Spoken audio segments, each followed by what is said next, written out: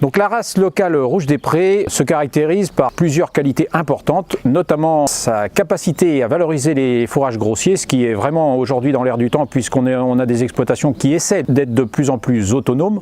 Donc ça nous permet d'avoir des animaux qui ne sont pas très coûteux et qui valorisent très bien les fourrages grossiers. Ensuite, c'est un animal qui a des qualités maternelles intéressantes, ce qui là aussi nous permet d'être le plus autonome possible sur nos exploitations, puisque c'est des vaches qui arrivent à élever leurs veaux sans avoir spécialement des compléments pour leurs veaux à côté. Donc ça, c'est plutôt intéressant.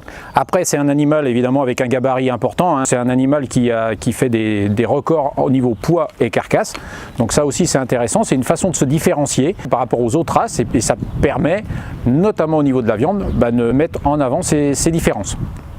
Après, on pourrait rajouter que c'est un animal qui a une forte croissance, donc qui a un GMQ important. Si économiquement, évidemment, c'est important pour nos exploitations. Et puis une des choses qui est moins quantitative, mais c'est la docilité. Je crois qu'on peut insister aussi sur ce critère qui évidemment est pas facile à juger, mais qui nous permet dans nos exploitations de manipuler nos animaux et de gérer notre troupeau d'une façon beaucoup plus facile. Pour caractériser la Rouge des Prés un peu plus techniquement, c'est un animal qui est très long, qui a des longueurs de bassin, des largeurs de bassin. Grâce à notre sélection sur les bassins et les longueurs, ça nous permet quand même d'avoir des animaux qui veulent bien et qui peuvent mettre bas des veaux un petit peu plus lourds que la moyenne des autres races.